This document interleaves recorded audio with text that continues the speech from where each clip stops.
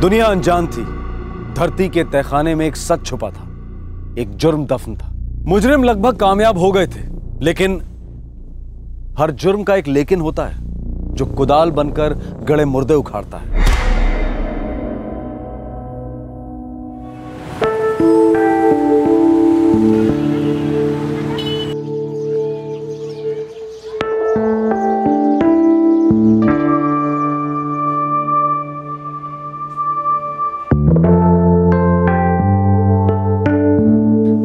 हम रोज थोड़ी ना पिज्जा खाते मम्मा, आज 2 हफ्ते बाद खाएंगे। मैंने एक बार बोला ना, ना मतलब ना। पर क्यों मम्मा? धीरे, पता है ना बाहर पापा सो रहे हैं, 1 घंटे में वापस उन्हें ड्यूटी पर जाना है। पापा तो रोज सोते हैं, रोज ड्यूटी पर जाते हैं। Mamma please please mamma please. अच्छा बंद करो ये नाटक, 1 मिनट।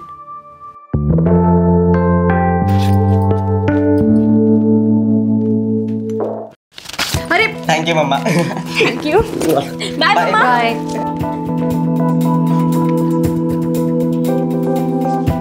जाओ भाई, पिज्जा विज़ा खाओ।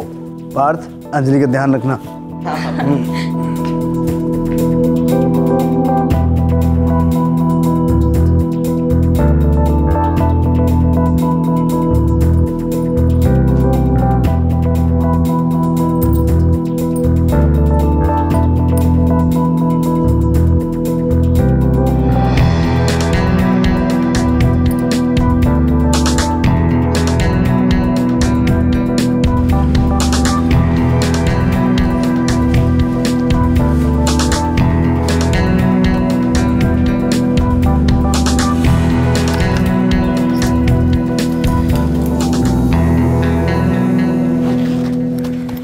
ये लीजिए, आपका डब्बा तैयार है।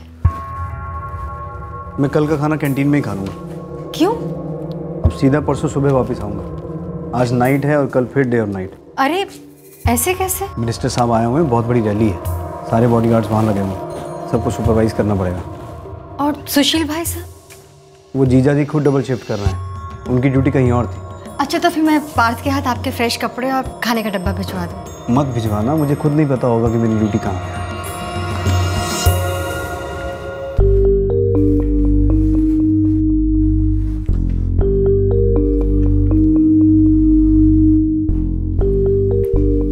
अरे आप अभी तो आए हैं, दोबारा कहाँ जा रहे हैं? हाँ, वो एक दूसरी सिक्योरिटी एजेंसी है, उन लोगों ने मिलने के लिए बुलाया है। कंपनी छोटी है पर बोला है कि तनख्वाह यहाँ से ज्यादा देंगे। सुशील, अगर तुम्हारे इस जॉब का काम हो जाए तो जयप्रकाश के लिए भी बात कर देना। ये भी कोई पूछने वाली बात मत हो। जयप्रकाश तुम्हारा भाई कम, मेरा दोस्त ज्यादा है। अच्छा हाँ, वो विक्की और रानी नजर नहीं आ रहे? ट्यूशन क्लासेस का। ठीक है, मैं जल्दी से होकर आता हूँ, फिर आकर सोता हूँ। अच्छा सुनिए, आप पराठा खाएंगे या पुलाव? कुछ भी खिला दो यार, बस घी थोड़ा कम और प्यार ज्यादा मिलाना। चलता हूँ। जल्दी आइए।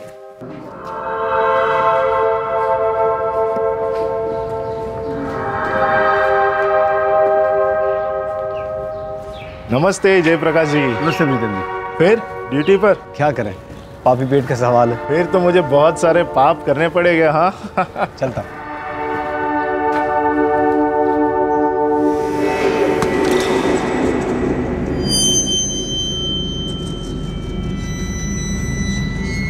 अरे सुमन, कैसी हो? अरे जयप्रकाश जी, बड़े दिनों बाद। अरे ईद का चांद तो तुम हो गई हो, क्या बात है? अरे मेरी छोड़िए, आप बताइए, घर पे सब ठीक है अभी? बस कट रही है, तुमसे क्या छुपा है। खैर तुम ये बताओ, तुम ड्यूटी पे जा रही हो या आ रही हो? जी नहीं, बेवक्त ड्यूटी करने की आदत मेरी नहीं आपकी है।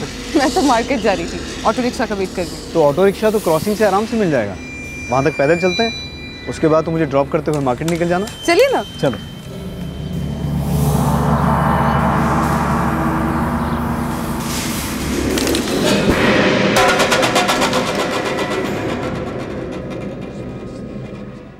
उस शाम के बाद जयप्रकाश परमार गायब हो गया। जी हां, गायब। किसी को कुछ पता नहीं चला कि जोधपुर की एक सिक्योरिटी एजेंसी का सिक्योरिटी सुपरवाइजर कहां हवा हो गया।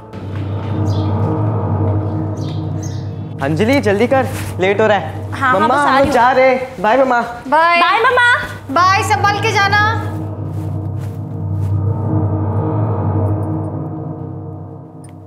The number you have called is currently switched off. Please try again later. Thank you.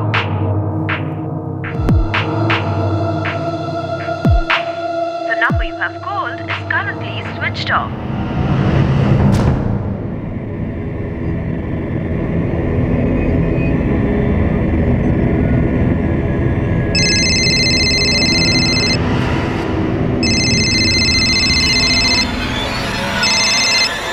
हाँ वंदिका। मधु दीदी, दीदी सुशील भाई साहब लौट आए क्या ड्यूटी से? हाँ, घोड़े बेच के सो रहे। बोलो क्या बात है? दीदी जयप्रकाश अभी तक घर नहीं लौटे हैं। 9 बजे लौटना था, परसों शाम के निकले हुए हैं घर से। ड्यूटी बढ़ा दी होगी जयप्रकाश की, दूसरा कोई होगा नहीं ना ड्यूटी करने वाला। हाँ दीदी, लेकिन अगर ऐसा कभी भी होता है तो वो फ़ोन करके बताते ज़रूर हैं, और अभी तो उनका फ़ोन भी स्विच ऑफ आ रहा है। तू टेंशन न ले, मैं तेरे सुशील भाई साहब से कहती हूँ चेक करने के लिए। ठीक है दीदी।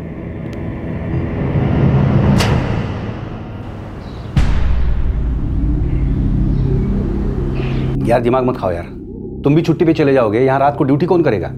मेरी दादी माँ का भूत। जाओ यार। हेलो यार अरविंद, जयप्रकाश की ड्यूटी बढ़ा दी है क्या? अरे मजाक कर रहे हो क्या सुशील? क्या हुआ भाई? एक तो अपना दूसरा सुपरवाइजर वो सबरजीत गया है छुट्टी पे क्योंकि उसकी सास को अभी मरना था, और दूसरे तेरे साले जयप्रकाश के मैंने हाथ पैर जोड़े कि भाई जयप्रकाश एक डबल शिफ्ट कर दे, तो वो राजी भी हो गया। लेकिन देखो परसों से मुंह नहीं दिखाया है ड्यूटी पे। क्या मुंह नहीं दिखाया मतलब? अरे मतलब आया ही नहीं है वो ड्यूटी पे। उसकी ड्यूटी मैं कर रहा हूँ। 5 दिन हो गए पता है, मैं घर नहीं गया, और अगर आज भी नहीं गया ना तो बीबी राखी बांधेंगे मुझे और बच्चे मामा करके पुकारेंगे। क्या हुआ? परसों से जयप्रकाश ड्यूटी पर पहुंचा ही नहीं है। ऐसा कैसे हो सकता है? परसों मेरे सामने तैयार होकर ड्यूटी पे गए हैं, मैंने खुद डब्बा दिया है उन्हें। ये लीजिए आपका डब्बा तैयार है। दीदी मुझे बहुत डर लग रहा है, उनका फ़ोन अभी भी स्विच ऑफ आ रहा है।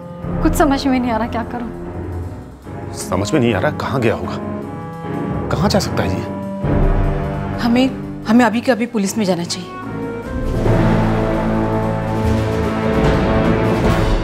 सर मेरा नाम सुशील गौड़िया है, मैं आरआर ब्लैक सिक्योरिटी एजेंसी में सीनियर सुपरवाइजर हूँ। मेरा साला जयप्रकाश परमार वहीं सिक्योरिटी सुपरवाइजर का काम करता है। सर उसकी ड्यूटी मिनिस्टर साहब की रैली में लगी हुई थी। परसों वो घर से निकला था डबल शिफ्ट करने के लिए, पर वो ड्यूटी पर पहुंचा ही नहीं और घर भी नहीं आया है। उसका सेलफोन भी स्विच ऑफ है। आप दोनों? ये मेरी वाइफ है मधु, जयप्रकाश की बड़ी बहन, और ये हैं अवंतिका, जयप्रकाश की वाइफ। सर वो बिना बोले आज तक कभी कहीं नहीं गए, कभी फ़ोन भी स्विच ऑफ नहीं किया। मेरे कुछ समझ में नहीं आ रहा कि बिना बताए एकदम से कहाँ चले गए। हम इन्वेस्टिगेशन शुरू करते हैं। मिसिंग कंप्लेंट दर्ज करो, पर आप जयप्रकाश परमार का सेल नंबर और आरआर सिक्योरिटी एजेंसी का एड्रेस दोनों दीजिए। सर वो जल्दी मिल तो जाएंगे ना? आप चिंता मत कीजिए, बहुत जल्द कुछ ना कुछ जरूर पता लगेगा। जयप्रकाश ड्यूटी पे आया ही नहीं है, आप एंट्री रजिस्टर चेक कर सकते हैं।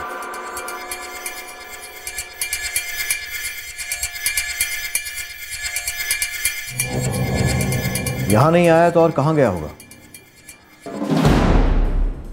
आप जीजा हैं जयप्रकाश के, कुछ तो जानते ही होंगे।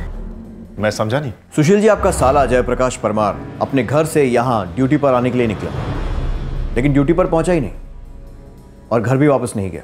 अपनी पत्नी को बिना कुछ बताए गायब हो जाता है। अब बीवी को बिना बताए लोग और कहां जाते हैं? किसी बाहर वाली का चक्कर या कोई अफेयर तो नहीं था आपके साले का? नहीं नहीं, कैसी बातें कर रहे हैं सर आप? जयप्रकाश बहुत ही सीधा आदमी है। क्या बकवास कर रहे हैं आप? हमारी शादी को 16 साल हो गए हैं। इसीलिए पूछ रहा हूं मिसेस परमार कि क्या आपके पति का कोई अफेयर था? 16 साल की वफादारी हर किसी के बस की बात नहीं होती है ना? पर सर आप हमारे पापा पे ऐसा इल्जाम कैसे लगा सकते हैं? आप हमारे पापा के बारे में ऐसा नहीं बोल सकते हैं। बेटा, मैं आपके पापा पर कोई इल्जाम नहीं लगा रहा हूं। मैं सिर्फ ये जानने की कोशिश कर रहा हूं कि क्या कोई ऐसी वजह हो सकती है कि आपके पापा बिना कुछ कहे कहीं चले जाएं। देखिए, वो मुझे और बच्चों को अपनी जान से भी ज्यादा प्यार करते हैं।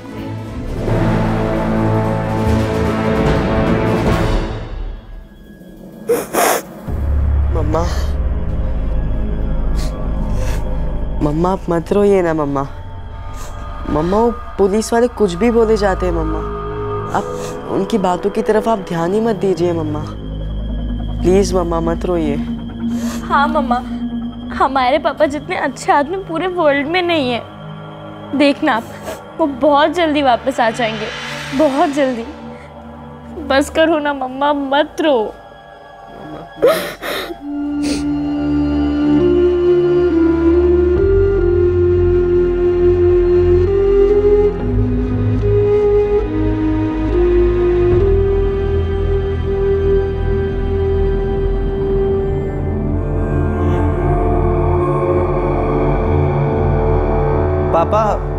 पापा मुझे लगता है कि मामा जी किसी मुसीबत में फंस गए होंगे। मुसीबत में मतलब? तुम्हारे मामा बहुत सीधे इंसान हैं। नहीं मम्मी, लेकिन कोई एक्सीडेंट या कुछ? हेलो, सर्वकृपा हॉस्पिटल, मैं क्या सहायता कर सकती हूँ आपकी? परसों 23 फरवरी को। एक सेकंड सर।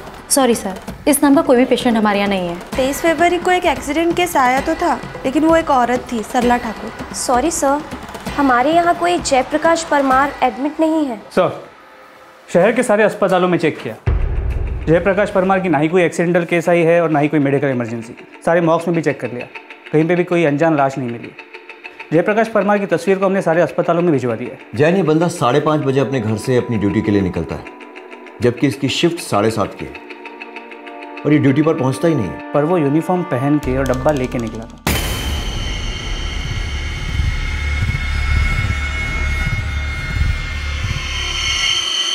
क्या ये भी हो सकता है कि शायद घर से एजेंसी जाते समय रास्ते में ही इसके साथ कुछ हुआ? लेकिन कोई एक्सीडेंटल या मेडिकल केस होने के चांसेस बहुत कम है, लगभग ना के बराबर, क्योंकि सारे अस्पतालों में हमने चेक कर लिया। सर, ये भी हो सकता है कि एक्चुअल में प्लान ही कुछ और ये यूनिफॉर्म और ये डब्बा इस प्लान का हिस्सा हो। ये जो भी प्लान था मुझे लगता है अब तक चल रहा है, क्योंकि जयप्रकाश का सेलफोन अभी भी बंद है।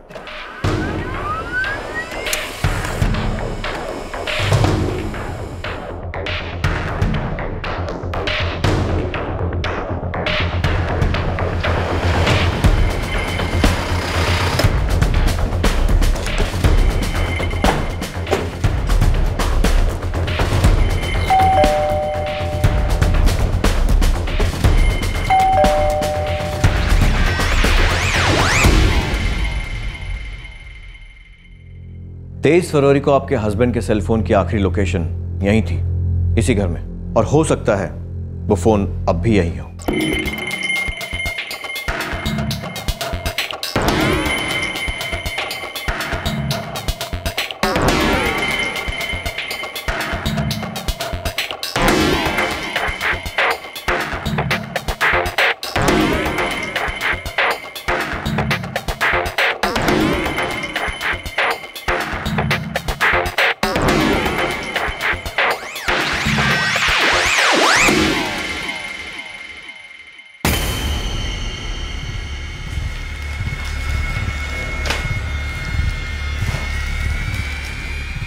आपके हस्बैंड कोई और सेलफोन इस्तेमाल करते थे? नहीं सर। मिसेस परमार, आप मेरी बात जरा ध्यान से सुनिए। आपके हस्बैंड मिस्टर जयप्रकाश परमार अपना एकमात्र सेलफोन स्विच ऑफ करके बाथरूम में रखते हैं, मतलब छुपाते हैं। फिर घर से ये कहकर निकलते हैं कि 2 दिन बाद डबल शिफ्ट करके लौटेंगे, जो कि एक झूठ था, क्योंकि वो ड्यूटी पर कभी पहुंचे ही नहीं। हो सकता है आपको मेरी बात सुनने में बुरी लगे, लेकिन मेरे हिसाब से आपके हस्बैंड अपनी मर्जी से किसी ऐसी जगह चले गए जिसके बारे में वो नहीं चाहते थे कि आपको, इन दोनों को या किसी और को कुछ भी पता चले। ऐसा करने के पीछे वजह भी शायद कोई ऐसी होगी जिसे वो सारी दुनिया से छुपाना चाहते थे। मुझे पता नहीं क्यों ऐसा लग रहा है कि वो नहीं चाहते हैं कि कोई उन्हें ढूंढ पाए। अब या तो आप जानती हैं कि ऐसा क्यों है, या आपको वाकई शायद कुछ नहीं पता है। वजह दोनों में से जो भी हो, हम बहुत जल्द कुछ ना कुछ जरूर पता लगा लेंगे।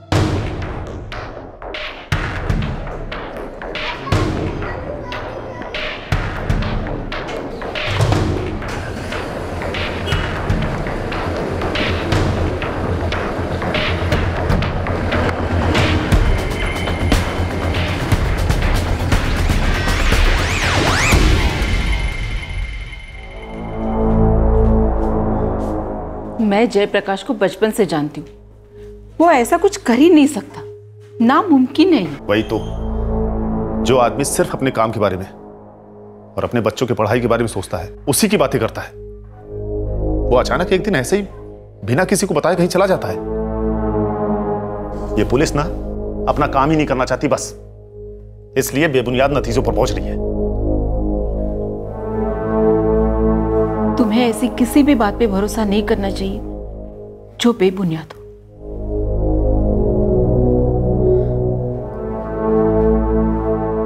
सर, आपने किस हिसाब से अनुमान लगाया कि जयप्रकाश अपनी मर्जी से कहीं चला गया है?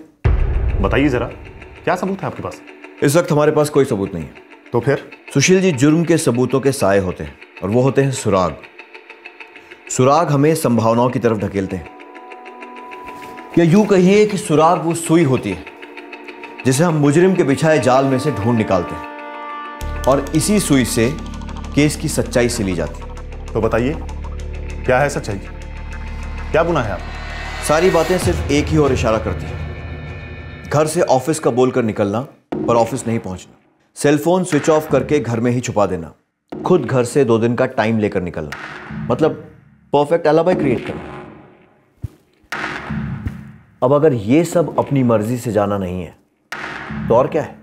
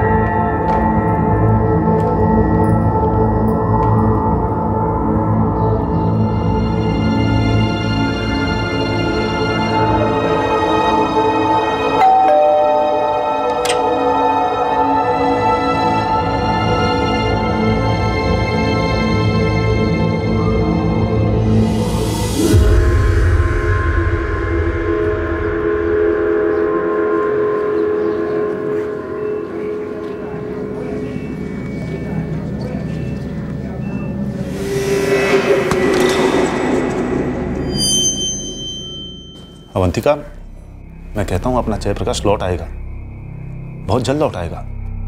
मैं कह रहा हूं, देखना।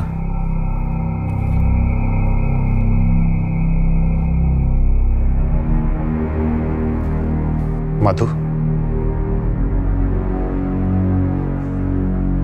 जिस तरह से विक्की और रानी की जिम्मेदारी हमारी है, वैसे ही पार्थ और अंजलि की जिम्मेदारी भी हमें ही उठानी चाहिए।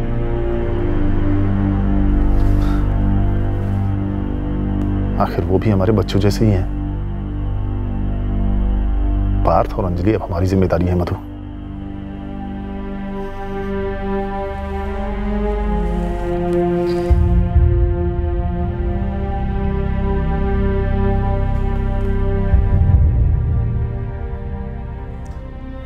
अवंतिका, मैंने और तुम्हारी मधु दीदी ने यह तय किया है कि चाहे जो भी हो जाए, जैसा भी हो, पार्थ और अंजलि की जिंदगी जैसे चलती आ रही है, आगे भी वैसे ही चलती रहेगी। पार्थ और अंजलि की जिम्मेदारी अब हमारी होगी। विक्की और रानी के जैसे वो भी हमारे ही बच्चे हैं। जिंदगी चलती रही, अवंतिका इंतजार करती रही। जयप्रकाश के बच्चे रोज उम्मीद के दिए जलाते कि उनके पिता वापस लौट आए और ये छोड़कर जाने वाली दर्दनाक बात झूठी साबित हो। दरअसल साबित कुछ नहीं हो रहा था। इस केस में स्थानीय पुलिस कोई खास प्रोग्रेस नहीं कर पाई थी। कई महीने गुजर गए थे इस केस को दर्ज हुए। सुराग की सुई को जंग लग रहा था, सच बुनने के लिए धागा ही नहीं मिल रहा था। और फिर अचानक एक दिन इस केस ने ली एक अजीब और डरावनी करवट।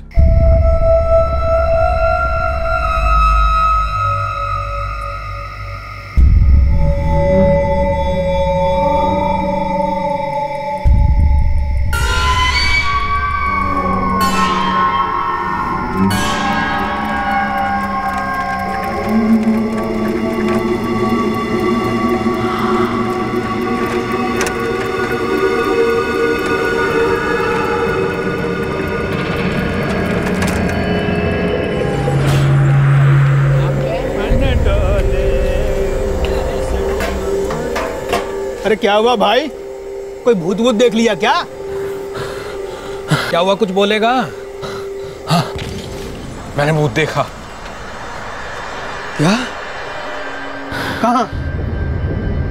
पेड़ से लटक रहा था। कहाँ? पूरा कंकाल। वो गांव के बाहर पेड़ है ना, उसे लटक रहा है। अभी देखा मैंने। याद है 3 साल पहले क्या हुआ था उस पेड़ पे? क्या हुआ था? बाबूलाल ने उसकी साली शोभा लटक कर मर गई थी वहां से। अरे हाँ, उस भैरव के साथ चक्कर चला था उसका, बाद में उसको छोड़ दिया था। लेकिन वो ना छोड़ेगी, पूरे गांव का खून पिएगी। वो लौटी है बदला लेने के लिए, वही होगी। अरे क्या बातें करते हो तुम लोग, हम लोग पुलिस के पास चलते हैं। कहाँ देखा कंकाल? पेड़ पर, गांव के बाहर।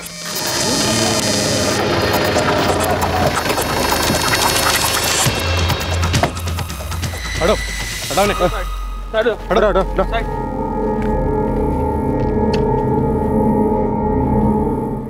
आसपास सर्च करो, देखो कुछ मिलता है क्या।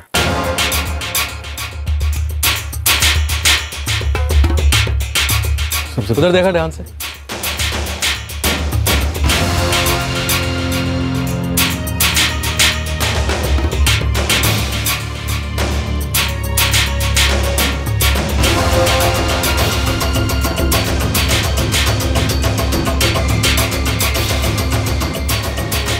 सर, ये मिला है, जय प्रकाश परमार। सिक्योरिटी में इमरजेंसी नंबर भी है, किसी सुशील गौड़िया का। जाओ जरा।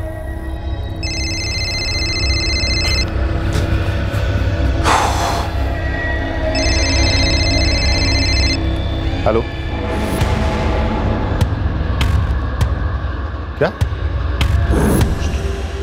क्या बात कर रहे हैं आप? क्या हुआ?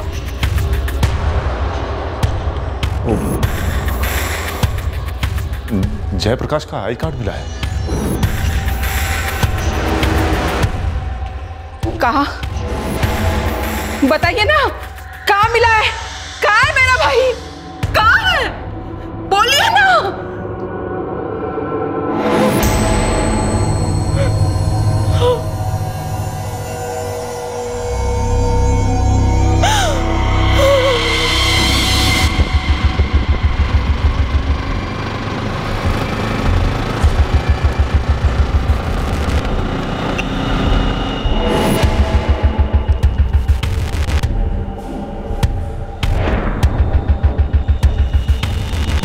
अवंतिका जी, जयप्रकाश का आई कार्ड हमें उस पेड़ के नीचे से मिला जिस पर वो कंकाल लटका हुआ।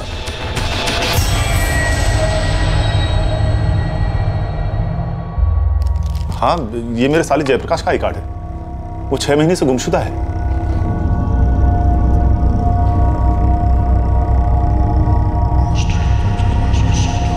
सर, आप ये कैसे कह सकते हैं कि ये कंकाल जयप्रकाश का ही है? देखिए, अभी तक तो हमारे पास कोई सबूत नहीं है, लेकिन हमें जयप्रकाश का आई कार्ड मिला था इस कंकाल के पास से। अवंतिका जी, हमें डीएनए टेस्ट करना होगा। उसके लिए आपके बेटे का ब्लड सैंपल चाहिए।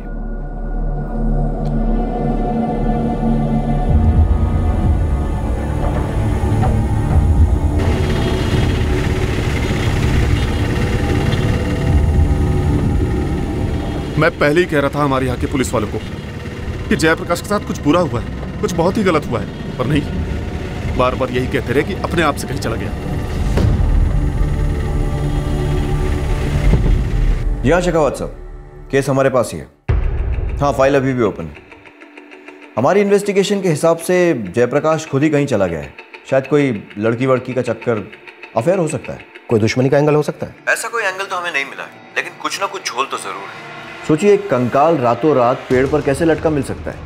और अगर ये मान भी लिया जाए कि ये जयप्रकाश है, तो उसी का आईडी कार्ड उसके पास में मिलना, शेखावत साहब, मुझे लगता है कोई गेम खेल रहा है। थैंक्स सोलंकी। इरफान, ये जो इंस्पेक्टर सोलंकी कह रहा है बात तो सही है। रातों रात किसी पेड़ से लाश लटक सकती है, और कोई कंकाल कैसे? जैसा दिख रहा है शायद वैसा है नहीं। या फिर ये कहें कि शायद कोई हमें ऐसा ही दिखाना चाहता है।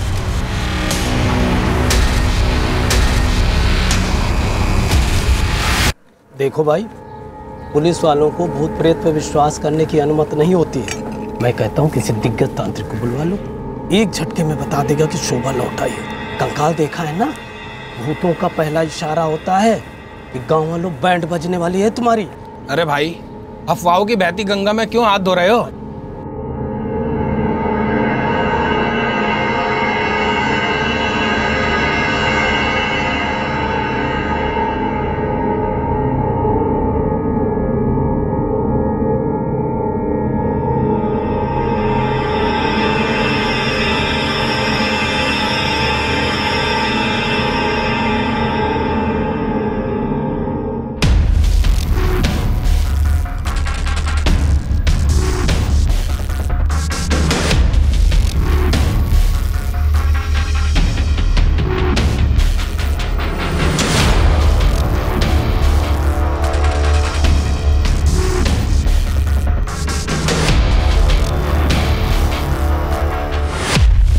डीएनए टेस्ट एक ऐसी चाबी थी जो इस केस पर 6 महीने से लगे ताले को खोलने वाली थी। जयप्रकाश परमार के बेटे पार्थ के सैंपल्स उस कंकाल से मैच किए गए थे जो रातों रात गांव में पेड़ पर लटका हुआ मिला था, और साथ ही मिला था जयप्रकाश का आई कार्ड। अब सवाल यह उठ रहा था कि क्या डीएनए टेस्ट का रिजल्ट कुछ नए सवालों को जन्म देने वाला था।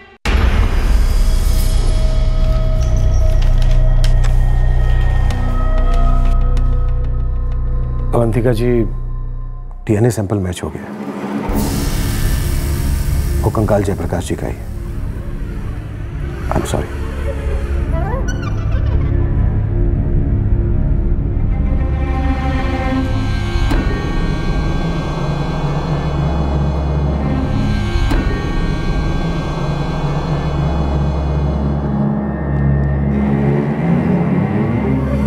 इरफान,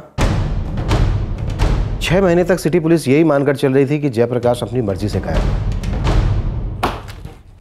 उसका अपना मोबाइल फोन स्विच ऑफ करके घर पर छोड़ जाना, घर पर डबल ड्यूटी के लिए कहकर जाना, सारे सुराग इसी तरफ इशारा कर रहे थे कि ये कोई अफेयर का चक्कर। जैसे ही ये केस हमारी गोद में आ गिरा, ये केस मर्डर केस बन गया। सर, अफेयर्स के कारण भी तो मर्डर्स होते हैं।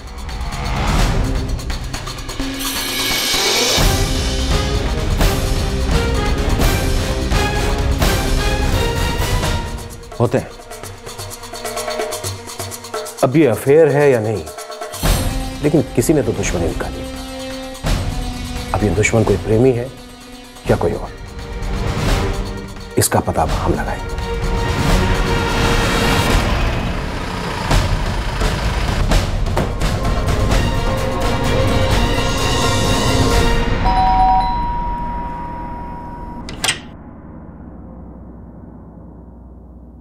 सुमन को जानती हैं आप? सुमन? सुमन का क्या लेना देना है मेरे पति के कत्ल से? बस ऐसे ही थोड़ी जानकारी चाहिए थी उसके बारे में। आप क्या जानते हैं उसके बारे में? मैंने मोहल्ले में सबसे बात की। जयप्रकाश का ना किसी से कोई झगड़ा था और ना ही कोई दुश्मनी। सर, दुश्मनी का उल्टा क्या होता है? दोस्ती या प्यार? नाम बोलो। सर, पूरा नाम तो नहीं पता, पर सुमन बोलते हैं उसे। और जयप्रकाश के घर काफ़ी आना जाना था उसका। और जॉब ठीक चल रही है तुम्हारी? जी बिल्कुल। और आपकी? बढ़िया। और बच्चों की पढ़ाई? बच्चे, हाँ, थोड़ा सा है दिमाग। नमस्ते जयप्रकाश जी। नमस्ते प्रीतम जी। और सब ठीक है ना? हाँ। क्यों? नहीं, ऐसे ही। लगता है आप बहुत बिजी हो। फिर मिलते हैं। जी, आओ। जी। सुमन मेरे पति की अच्छी दोस्त है। उनकी पड़ोसी हुआ करती थी यूपी में, यहीं कुछ 12 साल पहले। अब हमारे सेक्टर में ही रहती है, अक्सर आना जाना होता है। जयप्रकाश पहले यूपी में काम करते थे? जी, कुछ समय के लिए यूपी उमानीपुर में। आप और दोनों बच्चे यहाँ रहते थे? जी, हम यहीं रहते थे। जयप्रकाश वहाँ अकेले रहते थे और पड़ोसी थी सुमन, वो भी अकेली रहती थी? जी, आप कहना क्या चाहते हैं? चलिए साफ साफ पूछ लेता हूँ, आपके पति जयप्रकाश और सुमन के बीच अफेयर था? देखो सच सच बोलो, अब झूठ बोलने से कोई फायदा नहीं है। नहीं, ऐसा कुछ भी नहीं था। वो दोनों अच्छे दोस्त थे बस। जयप्रकाश को गए हुए 6 महीने से ऊपर हो चुके हैं। इस बीच आपके पति की अच्छी दोस्त आपसे मिलने कितनी बार आई? जी, एक बार भी नहीं। सुमन का एड्रेस दो।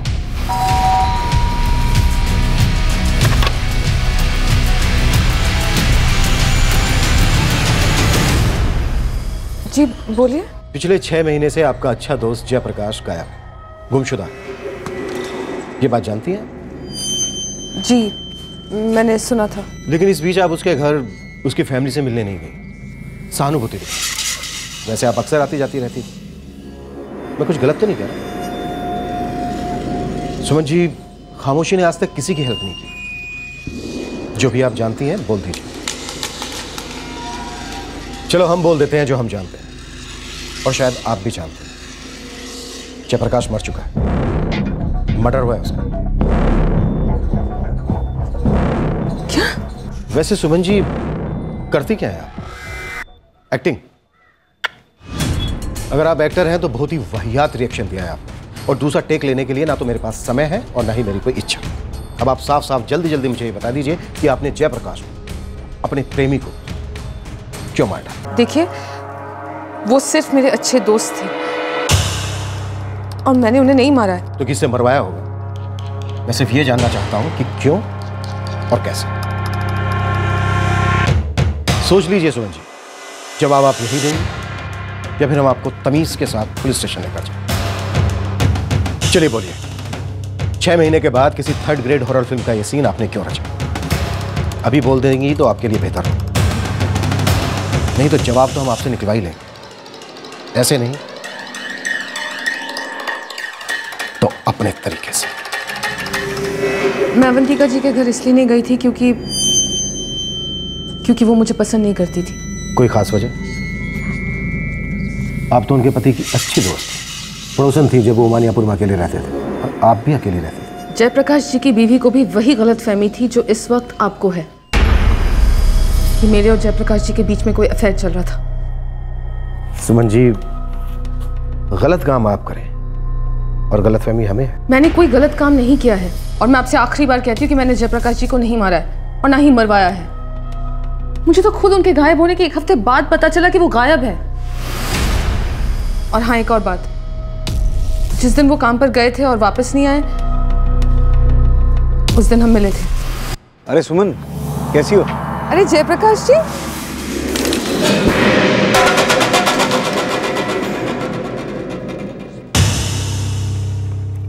आप उनसे क्यों मिली थी और आप दोनों मिलकर कहां गए थे? इस क्यों का कोई जवाब है ही नहीं, क्योंकि हम अचानक ही मिले थे, इत्तेफाक से।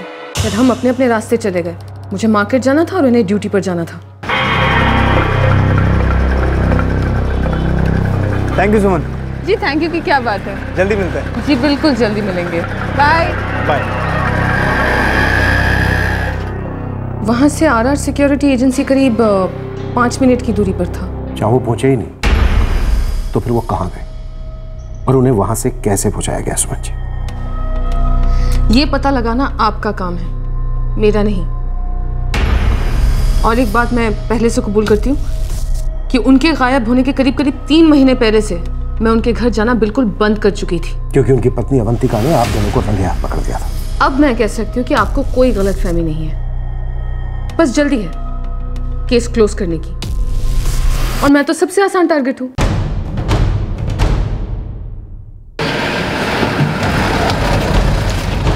किस घर में पति पत्नी के बीच झगड़े नहीं होते? होते हैं, पर हर घर में पति की खास दोस्त नहीं आती उससे मिलने, खास करके तब जब वो ये जानती हो कि उसकी पत्नी को ये बिल्कुल पसंद नहीं। तो फिर वो यहाँ पर आती ही क्यों थी? अवंतिका जी, हम भी तो यही बात जानना चाहते हैं। मेरे और मेरे पति के बीच झगड़े ही इसी सुमन को लेकर होते थे। ये बात आपने न्यानापुर पुलिस स्टेशन में बताई थी, जहाँ पर आपने मिसिंग कंप्लेंट दर्ज करवाई थी? जी नहीं, मुझे मेरे पति, बच्चे और खुद की बदनामी से डर था। मतलब बदनामी होने जैसी कोई बात थी? नहीं थी, पर मेरे लिए जानना जरूरी था, इसलिए मैंने सामने से ही पूछ लिया। ये कैसा भद्दा सवाल है अवंतिका? अगर ये भद्दा सवाल है ना, तो दुनिया की हर शादीशुदा औरत का दिमाग भद्दा है। वो आए दिन यहाँ पर आती है, घंटों बातें होती है तुम दोनों के बीच। ऐसा होता है तो दोस्तों को दोस्तों की पत्नियों का भी ख्याल होता है। सुमन अच्छी तरह से जानती है ना कि मुझसे पसंद नहीं करती, फिर क्यों आती है वो यहाँ पर? एक बात बताऊं तुम्हें, उसकी सगाई हो चुकी है, बहुत जल्दी शादी होने वाली है। अब तो शक को दिमाग से निकाल दो। उसके बाद से मुझे उससे कोई खतरा महसूस नहीं हुआ, और अब तो शायद उसकी शादी भी हो गई होगी। शादियों ने अफेयर्स कहाँ रोके? ज्यादातर अफेयर्स शादीशुदा लोगों के बीच ही होते हैं। होते होंगे, पर मेरे पति ऐसे नहीं थे, और मैं दावे के साथ कह सकती हूँ कि मेरे पति और सुमन के बीच कोई चक्कर नहीं था। मान लेते, पर किसी ना किसी का किसी ना किसी के साथ तो चक्कर जरूर था अवंतिका जी।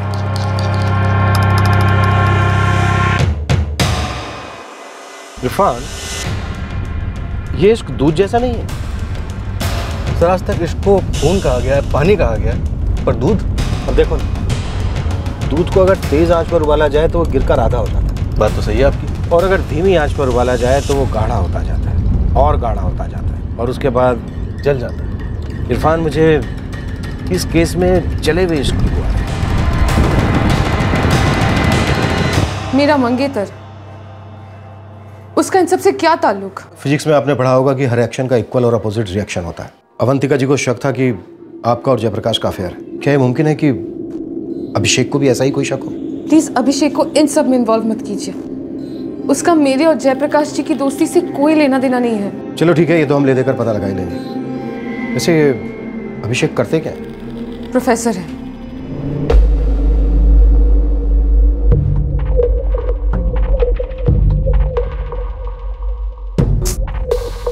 अभिषेक,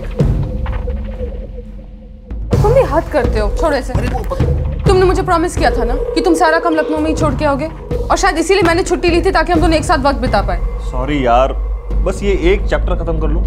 वैसे भी अपनी थीसिस में मैं भयंकर लेट हो चुका हूँ, और यहाँ से लौटने के बाद मुझे कॉलेज में बैक टू बैक लेक्चर्स लेने हैं। बस इतना सा खत्म कर लूं, फ्लो में हूँ। चाय तो पी लो। लखनऊ के किस कॉलेज में प्रोफेसर? शिवरंजन कॉलेज। उनका phone number? Hello, professor Abhishek Sharma, outer Jodhpur police से पीएसआई इरफान मेवती बोल रहा हूँ। फरमाइए। फरमान ये है कि कल शाम आप जोधपुर पहुंच जाइए और सीधा हमारे पुलिस थाने हाजिर हो जाइए। अगर आपको लगता है कि मेरा उस जयप्रकाश परमार मर्डर से कोई वास्ता है तो इसमें कोई सच्चाई नहीं है। प्रोफेसर साहब बड़े तेज हैं आप। हमने सवाल किया नहीं, पर आपने जवाब पहले दे दिया। आपको तो मतलब हॉट सीट पर बैठना चाहिए। अपना एड्रेस SMS कर रहा हूँ, कल शाम से पहले जरूर पहुंच जाना, लेट मत करना। ये केस पहले से काफी लेट हो चुका है।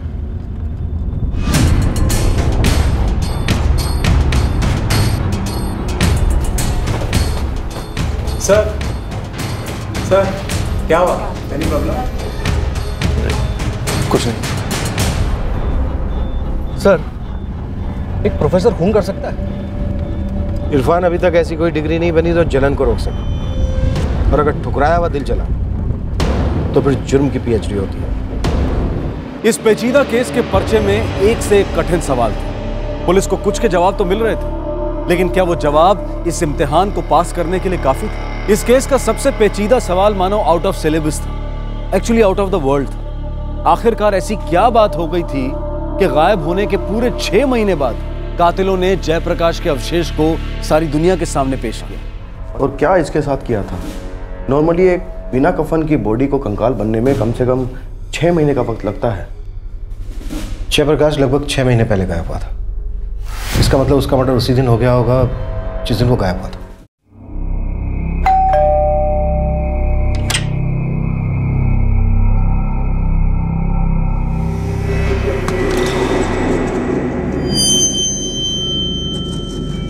देखिए,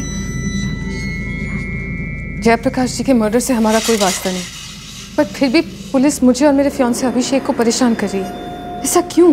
पुलिस मुझसे भी सवाल कर रही है, वो सबसे पूछताछ कर रही है। पर मैंने तो कुछ भी नहीं किया। फिर मेरे पति की मौत कैसे हुई?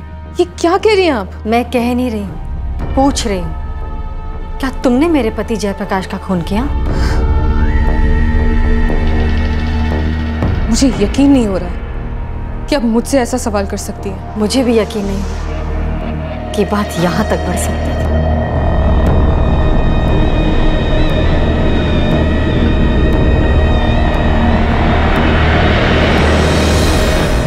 सुनिए,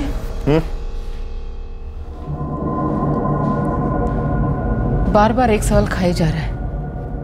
क्या? जयप्रकाश और सुमन कुछ था? मुझे नहीं पता। चलता हूं।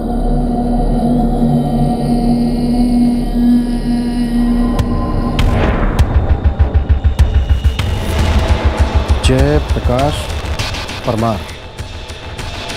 सोचिए एक कंकाल रातों रात पेड़ पर कैसे लटका मिल सकता है? सर, ये सुमन का मंगेतर अभिषेक अभी तक पहुंचा नहीं है और अब उसका फोन भी स्विच ऑफ जा रहा है। और सुमन, वो भी फुर हो गई? वो यही है, मैंने कांस्टेबल लगा रखा है उसके पीछे। ये मर्डर परफेक्ट था। 6 महीने हो चुके थे। जयप्रकाश की मिसिंग फाइल धूल चाटने लगी। उसकी मौत की सच्चाई काफी गहराई में दफन थी।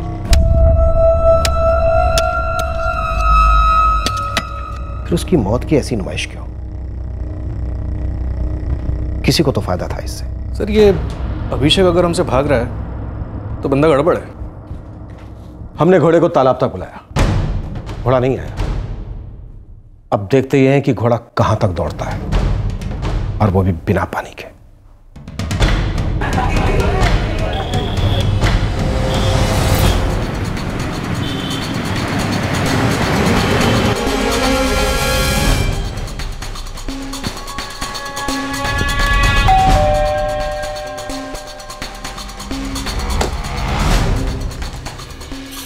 जी, हम आउटर जोधपुर पुलिस स्टेशन से आए हैं।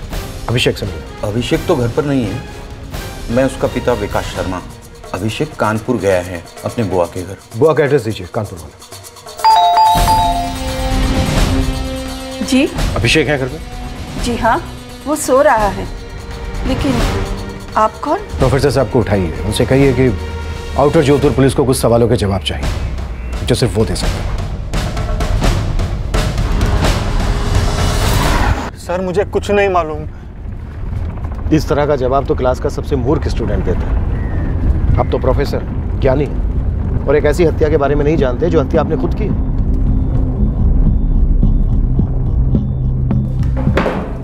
सर, सच्चाई ये है कि मैं बहुत डर गया था, इसलिए लखनऊ से भागकर मैं अपनी बुआ के घर गया कानपुर। कानून के बुलावे पर आदमी तभी डरता है जब वो कानून का गुनहगार होता है। मैंने कोई जुर्म नहीं किया। जयप्रकाश का मर्डर कब हुआ, किसने किया, मुझे सच में कुछ नहीं मालूम। ये रहे तुम्हारे फोन रिकॉर्ड्स। जिस दिन जयप्रकाश गायब हुआ 23 फरवरी 2014, तुम अपनी मंगेतर सुमन के घर पर थे, यहीं जोधपुर में। वो मेरा गुनाह है, अपनी मंगेतर के घर पर रहना? गुनाह तो तुम्हारी मंगेतर कर रही थी, तुम तो चल रहे थे, चलकर राख हो रहे थे। ये नॉनसेंस है। तुमने उन्हें देखा, एक साथ देखा, सुमन और जयप्रकाश को।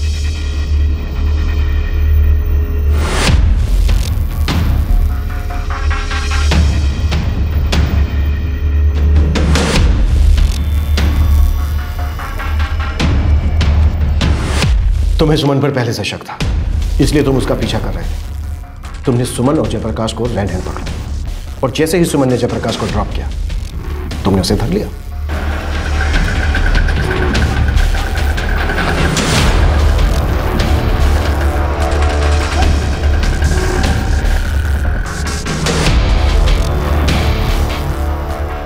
अरे अभिषेक, तुम यहां?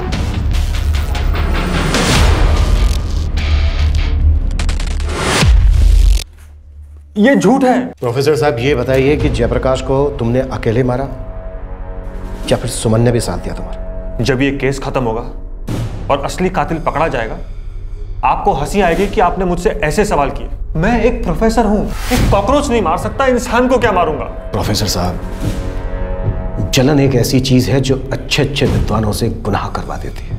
झूठ, सरासर झूठ है ये। मैं मानती हूँ उस दिन अभिषेक यहाँ जोधपुर में थे, लेकिन ये पूरे दिन मेरे घर पर थे।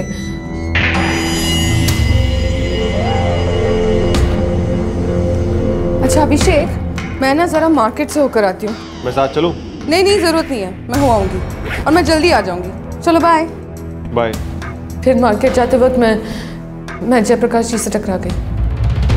टकराई नहीं, मिली। बाकायदा आप दोनों की मीटिंग फिक्स थी। घर से निकलते वक्त आपने अभिषेक से कहा कि आप अपने अच्छे दोस्त जयप्रकाश परमार से मिलने जा रही। वही जयप्रकाश परमार जिसे आप सालों से जानती थी, अभिषेक को जानने से पहले से। नहीं, जयप्रकाश परमार का नाम सुनते ही अभिषेक के अंदर जलन की लहरें दौड़ने लगती हैं। ये आप दोनों का पीछा करता है, आप दोनों की मीटिंग में आ जाता है। आप दोनों के बीच झगड़ा होता है, गर्मा गर्मी होती है, और इसी गर्मा गर्मी के बीच अभिषेक जयप्रकाश परमार को मार डालता है।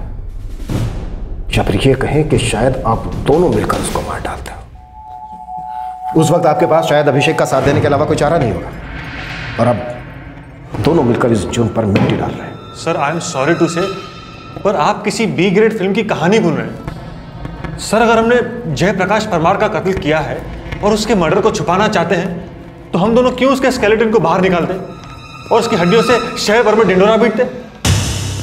ये पेपर आपने सेट किया है, तो जाहिर सी बात है सारे जवाब भी आप ही जानते होंगे। अगर आप हमें वो जवाब नहीं देते जो जवाब हमें चाहिए, तो फिर हमें आपसे इसकी कोचिंग लेनी पड़ेगी। वो क्या कहते हैं, क्रैश कोर्स। ये वैसा ही है जैसा आपके कॉलेज में होता है, लेकिन एक फर्क है इसमें। इस क्रैश कोर्स की फीस बहुत भारी, जो आप दोनों को मिलकर चुकानी पड़ेगी। मंजूर है? Oh my God! देखिए सर, आप अपना टाइम बर्बाद कर रहे हैं। मैं आपसे कह रही हूँ ना, जयप्रकाश जी के मर्डर से हमारा दूर दूर तक कोई ताल्लुक नहीं है। सर आप खुद ही एक बात सोचिए, जयप्रकाश जी का मर्डर करके क्या मिल जाता हम दोनों को? बताइए, क्या मिलता हमें?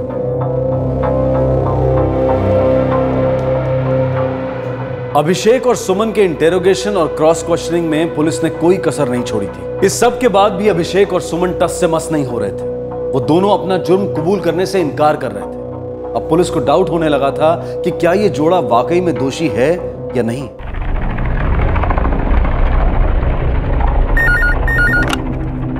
Hello, sub inspector Irfan मेवती? हाँ बोल रहा हूँ। विशाल चौहान बोल रहा हूँ। सर मुझे जयप्रकाश परमार के बारे में आपको कुछ जानकारी देनी थी। जयप्रकाश? हाँ बोलिए।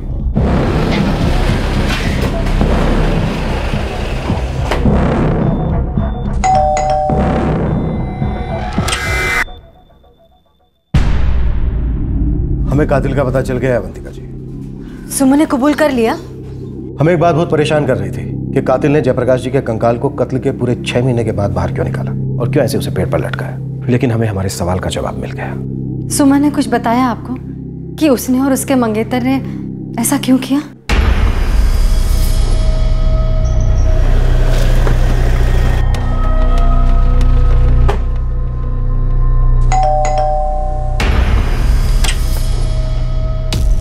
सुशील जी, कुछ बातें हैं जो हम ठीक से समझना चाहते हैं और हमें आपकी मदद की जरूरत है। आपको हमारे साथ थाने चलना होगा अभी। अभिषेक और सुमन से काफी पूछताछ की और हर तरीके से पूछताछ की, लेकिन वो दोनों अपना जुर्म कबूल करने से इनकार कर रहे हैं। क्या हमारे जयप्रकाश को इन्हीं दोनों ने मार डाला? मर्डर करना इतना आसान नहीं होता है सुशील जी। आदमी गुस्से में आकर कुछ कर जाता है, और सोच समझकर मर्डर करना, फिर उसके कंकाल को निकालकर पेड़ पर लटकाना, नहीं, ये किसी पेशेवर हत्यारे की मदद के बिना नहीं हो सकता। आपका मतलब है कि सुमन और अभिषेक ने पहले भी ऐसे खून किए हैं? जी नहीं, मेरे कहने का मतलब है कि हमने पहले भी ऐसे सैकड़ों केस सुलझाए। होता क्या है अवंतिका जी, जैसे ही हमें किसी मर्डर केस में किसी पेशेवर हत्यारे का हाथ दिखता है, तो हम अपने पेशेवर खबरें को इशारा कर देते हैं। और जयप्रकाश के केस में भी हमने ऐसा ही किया, और बहुत ही अहम जानकारी हमारे हाथ में। कैसी जानकारी? हाशिम नाम है उसका, हाशिम अंसारी। पूरे देश में सुपारियां उठाता है। जिस दिन जयप्रकाश परमार गायब हुआ, उस दिन ये हाशिम अंसारी अपने जोधपुर में ही था। अकेला काम करता है, चुपचाप, चूहे की तरह। इस चूहे का बिल कहाँ बना? चूहे के बिल का तो पता नहीं है साहब, लेकिन बिल से बाहर निकालने का तरीका मालूम। क्या है वो? कातिल हो या खबरी, पेशेवर को गर्मा गर्म रोकड़े की खुशबू खींच लाती है साहब। इस पेशेवर चूहे के लिए हमने एक चूहेदानी बिछाई।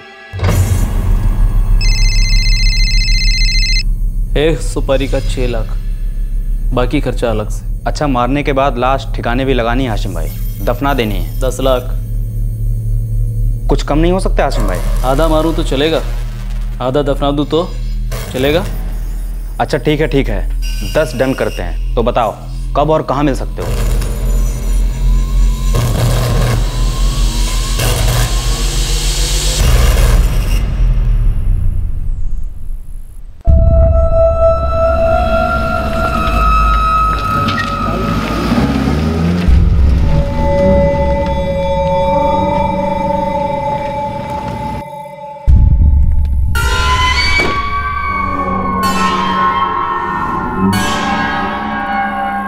जिसको मारना है तस्वीर लाए उसकी।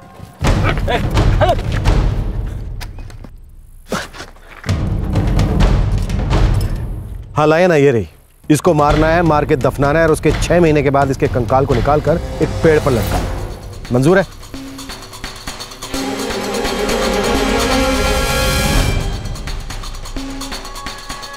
उस पेशेवर ने कुछ बताया? सुमन और अभिषेक ने कंकाल बाहर क्यों निकलवाया? कंकाल इसलिए बाहर निकलवाया सुशील जी, क्योंकि सिर्फ मिसिंग कंप्लेंट दर्ज होने से गायब हुए आदमी का जीवन बीमा भी गायब हो जाता है, दफन हो जाता है। जीवन बीमा लेने के लिए लाश का मिलना बहुत जरूरी है, इसलिए कंकाल को बाहर निकालकर पेड़ से लटकाया गया और फिर आई कार्ड को उसके नीचे फेंका गया। और अब जब ये प्रूव हो गया है कि वो कंकाल जयप्रकाश जी का ही है, तो हक के साथ इंश्योरेंस क्लेम किया जा सकता है। सर, मैं जयप्रकाश परमार की इंश्योरेंस पॉलिसी हैंडल कर रहा हूँ और अभी इस पॉलिसी पर एक क्लेम आया है। मुझे पॉलिसी क्लेम करने वाले की डिटेल्स चाहिए, सारी डिटेल्स। होता है, कभी कभी ऐसा होता है कि हमारी सोच, हमारी नज़र, हमारी तहकीकात थोड़ा बहुत भटक जाती है। अभी तक हम ये मानकर चल रहे थे कि जयप्रकाश का सुमन के साथ अफेयर था। सुमन का मंगेतर अभिषेक इस धोखे को बर्दाश्त नहीं कर पाया और उसने जयप्रकाश का कत्ल कर दिया। पर कहानी तो इससे एकदम उल्टी है। धोखा तो जयप्रकाश के साथ हुआ था, उसका कत्ल आपने किया। अब तक तो हम सोच रहे थे कि बेस्ट एक्टिंग की ट्रॉफी सुमन को मिलनी चाहिए, पर आप तो उसे कच्चा चबा दिया। आपने तो सीधा ऑस्कर मार लिया है अवंतिका परमार।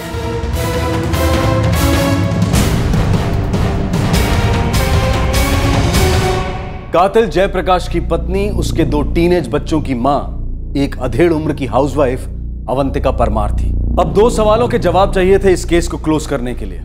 अवंतिका ने अपने पति का कत्ल क्यों किया था और जयप्रकाश के साथ क्या धोखा हुआ था। अब आप सोच रहे होंगे कि उस पेशेवर हत्यारे हाशिम अंसारी से अवंतिका का कांटेक्ट कैसे और वो हमसे मिलने के लिए राजी कैसे हो गया। हमने जो वो चुवेधानी बिछाई थी ना, उसमें हमने एक पर्ची पर नाम लिखकर रखा था और वो नाम हमारा काम कर गया था। कौन बोल रहा है? एक आदमी को मारना है। अरे तो मार डालना, मुझे क्यों फोन कर? क्योंकि हमसे किसी ने कहा है कि ये काम आपसे बेहतर और कोई नहीं कर सकता हाशिम भाई। मेरा नाम किसने दिया तुझे? जोधपुर का सुशील गोड़िया।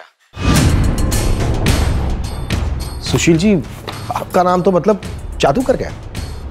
आपका नाम लेते ही वो कॉन्ट्रैक्ट किलर हाशिम अंसारी हमसे सुपारी उठाने आ गया। अरे ये क्या कहते जा रहे हो इंस्पेक्टर? अरे जयप्रकाश मेरा साला था। करेक्ट। अवंतिका जी भी आपको भाई साहब बोलती, घर का बड़ा मानती है। सुशील जी, आपने हमसे ये तो पूछा ही नहीं कि उस कॉन्ट्रैक्ट किलर से हमने आपका नाम क्यों लिया। चलिए कोई नहीं, मैं ही बता दूँ। मैंने आपसे कहा था ना कि कभी कभी हम भटक जाते हैं। जब सुमन और अभिषेक ने अपना जुर्म नहीं कबूला तो हमने अपनी गाड़ी का गियर बदला, रास्ता बदला। इरफान, इस सुमन और अभिषेक को रहने देते हैं, ये वो लोग नहीं है। सर, ये भी तो हो सकता है कि सुमन और जयप्रकाश का चक्कर इस अवंतिका से देखा ना गया और उसने खत्म कर दिया जयप्रकाश और अब इंश्योरेंस का पैसा क्लेम कर रही है। मतलब एक तीर से 2 निशान है। बहुत देर से मेरे दिमाग में एक बात गूंज रही है, इस कत्ल से किसको क्या मिलने वाला था, किसको फायदा होने वाला था। इंश्योरेंस का पैसा है तो फायदा ही फायदा। सर, इन पैसों के लिए कंकाल निकाला गया हो। लेकिन ये किसी अकेली औरत के बस की बात नहीं है।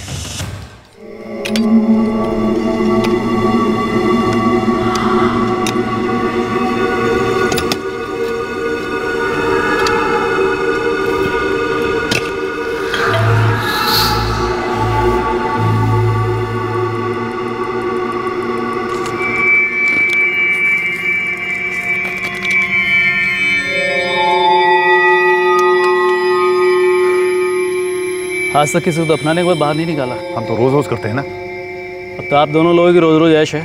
बीमा कंपनी इतना पैसा तो दे रही है, और हाँ, तो 2 लाख निकालने का मेरा अलग से रखना। जयप्रकाश को मारकर गाड़ने के 4 लाख और निकालकर लटकाने के 2 लाख। क्यों? सही हिसाब लगाया ना मैंने?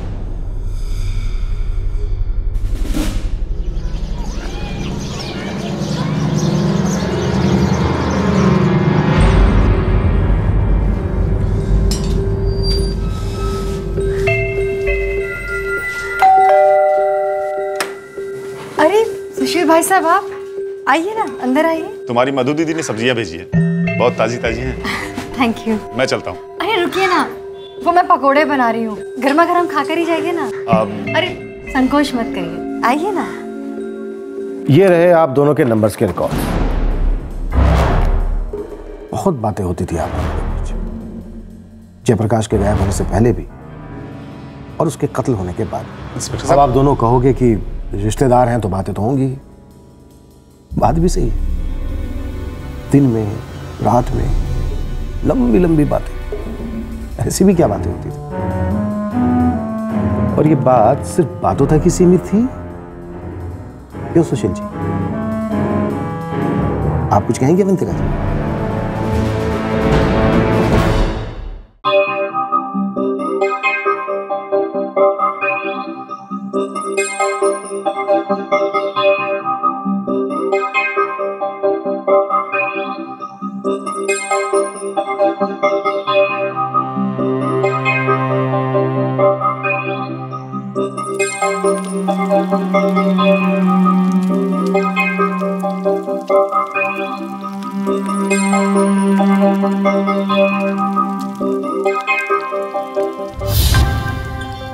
सुशील भाई साहब।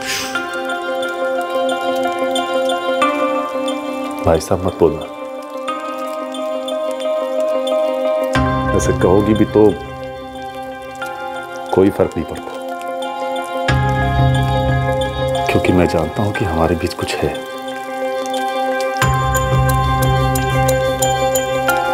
है ना?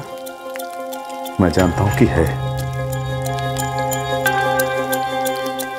क्योंकि मेरे और मधु के बीच में अब कुछ नहीं रहा, और तुम्हारे और जयप्रकाश के बीच कुछ नहीं।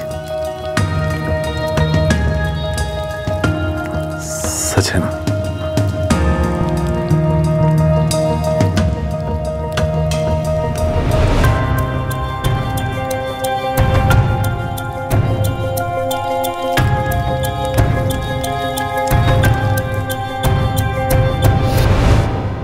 जले हुए पकोड़े हों या रिश्ते, कड़वी बू तो आई जाती है।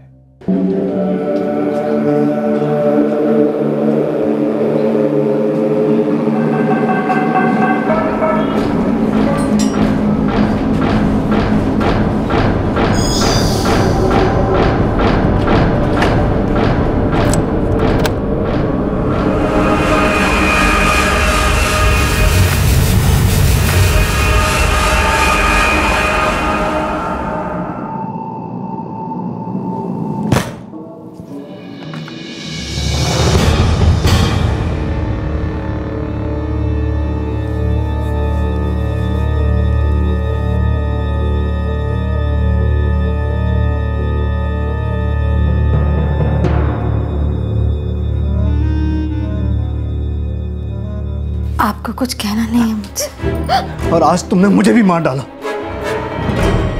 लेकिन अपने बच्चों की खातिर मैं जिंदा रहूंगा, और सिर्फ अपने बच्चों की खातिर तुम्हें भी जिंदा समझूंगा। मैं इसे एक बुरा सपना समझ के भुला दूंगा, लेकिन मुझे दोबारा ही सपना मत दिखाना अवंतिका। तुम और जीजा जी इस घर में नहीं, वहां मधु दीदी के घर में भी आग लगाओगे। आपको अपने आप पे घिन नहीं आती जीजा जी? ये तो करता है मधु दीदी को जाके सब कुछ बता दूं। ऐसा मत करो, देखो चाहो तो मेरी जान ले लो, लेकिन ऐसा मत करो, वो बेचारी अपनी जान दे देगी। हम दोनों के बच्चों की खातिर मुझे माफ कर दो जयप्रकाश, मेरे भाई मुझे माफ कर दो। आप जैसा भाई हो ना, तो फिर दुश्मनों की क्या जरूरत है? तू है।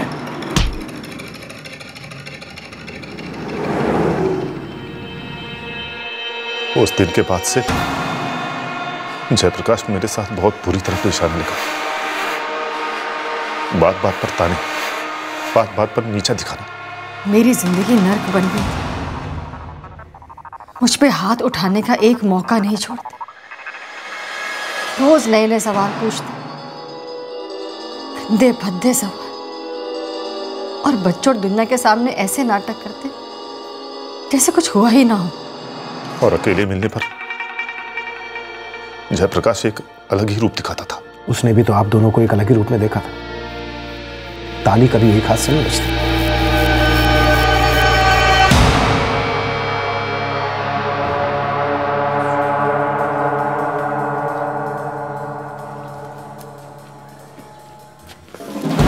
सुशील, पागल हो गए हो क्या? मैं वैसे ही बहुत परेशान हूँ अपनी जिंदगी से। रोज मुझे गालियाँ देते हैं, मुझे मारते हैं, मुझे ताने देते हैं, जबकि हमारे बीच में अब तो सब कुछ बंद हो गया है। बंद हो सकता है कभी, पूरी तरह बंद हो सकता है कभी अवंतिका। होना ही पड़ेगा सुशील, और कोई चारा नहीं है अवंतिका, चारा है। क्या कि मैं अपनी जान दे दूं? तुम क्यों अपनी जान दे दोगी? हम दोनों एक दूसरे से प्यार करते हैं अवंतिका, किसी का कुछ नहीं बिगाड़ते। और अगर मरना ही है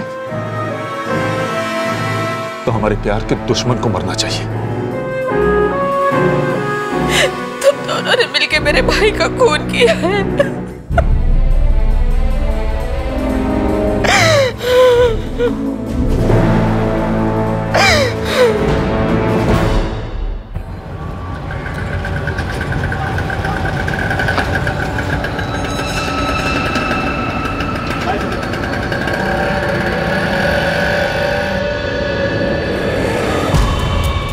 जयप्रकाश, मैं माफी नहीं, थोड़ी सी रहम मांग रहा हूं मेरे भाई। मुझे तेरी मदद चाहिए। तू जो बोले मैं वो करने को तैयार। बस एक मौका दे दो। क्या मदद चाहिए? मैंने एक छोटी सी जमीन देख रखी है, तुम्हारी दीदी को उसके जन्मदिन पर तोहफा देने की सोच रहा हूं। ठीक है, मैं अभी वो जमीन पक्की करने जा रहा हूं, तू एक बार साथ में चलकर फाइनल कर दे। ठीक है, 2 दिन के बाद चलते हैं। मेरी डबल ड्यूटी है, वैसे भी एजेंसी में लोग कम है। सौदा आज ही डन करना है, बस आधा घंटा लगेगा। चलो, वैसे भी तुझे डबल शिफ्ट करना है। तू कहे तो मैं बॉस से बात करता हूं। नहीं, उसकी कोई जरूरत नहीं है।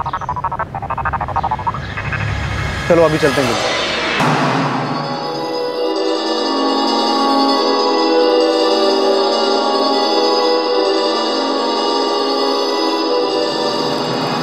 यहाँ कहाँ है प्लॉट? प्लॉट नहीं है, हमारा अलग ही प्लॉट है।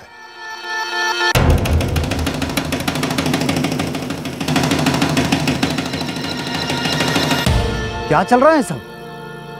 अवंतिका, तुम यहाँ क्या कर रही हो? अवंतिका इस प्लॉट में शामिल है जयप्रकाश। क्या हो क्या रहा है अवंतिका? क्या है ये? मैंने ही सुशील से कहा था कि मुझे भी इस प्लॉट में एक छोटा सा हिस्सा खरीदना है, तुम्हें तोहफे में देने के लिए। 6 फीट लंबा, 3 फीट चौड़ा और 6 फीट गहरा। अच्छा, तो सुशील वो पछतावा वो सब नाटक था? हाँ यार, नाटक था, पर अब जो होने वाला है ना, नाटक नहीं, बिल्कुल 100% असली। हम तुम्हें इसी जमीन में दफनाने वाले हैं। और साथ में तुम्हारी सारी गालियां, सारी मार और सारे ताने, सब कुछ एक साथ दफन हो जाए।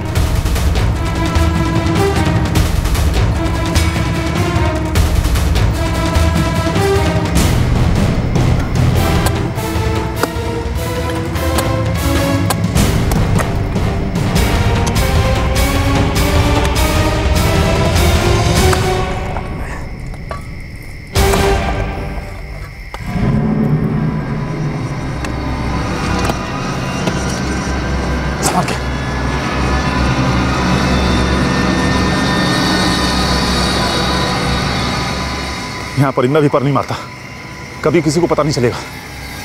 चलो निकलो यहाँ से। मैं इससे बार बार कहता था, मुर्दे को मत उखाड़ो। आज तक किसी को पता नहीं चला है, आगे भी नहीं चलेगा, पर नहीं मानी। घर कैसे चलता मेरा? इन्होंने कह तो दिया कि दोनों घर संभाल लेंगे, पर आमदनी कहाँ थी?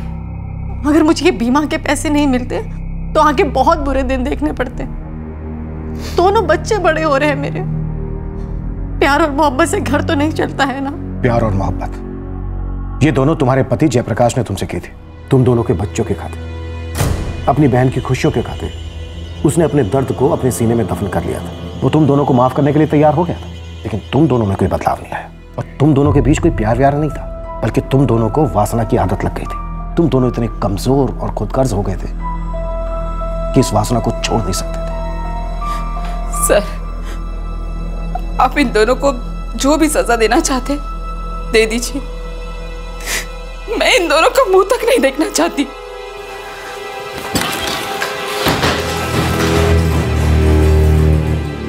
सुशील गौड़िया, अवंतिका परमार, इस पुलिस स्टेशन में रोज एक बात साबित होती कि जुर्म कभी कामयाब नहीं होता।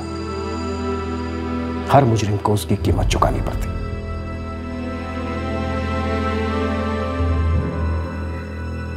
पता है अभिषेक, जब मैं यहाँ जोधपुर आई थी ना जॉब पर, तो जयप्रकाश जी ने मेरी बहुत मदद की थी। इनफैक्ट उन्होंने मुझे ये घर दिलाया था। मेरे बहुत अच्छे दोस्त थे और अपनी बीवी और बच्चों से बेहद प्यार करते थे। अभी कभी तुमने तो मुझ पर शक नहीं किया ना?